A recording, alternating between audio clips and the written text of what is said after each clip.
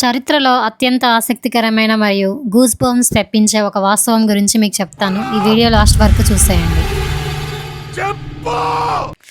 ప్రపంచంలో మొదటి రాకెట్ కనిపెట్టింది నాసా అనుకుంటున్నారా? అయితే మీరు పప్పులో కాలేసినట్టే. రాకెట్ టెక్నాలజీని యుద్ధంలో వాడి బ్రిటిష్ సైన్యాన్ని గడగడలాడించిన ఘనత మన భారతీయుడిదే. ఆయనే మైసూర్ పులి టిప్పు సుల్తాన్. 1790లలోనే ఆయన మైసూరియన్ రాకెట్స్ వాడారు. ఇవి కేవలం వెదురు కర్రలతో చేసినవి కావు, ఇనుప పైపులతో చేసిన శక్తివంతమైన రాకెట్లు.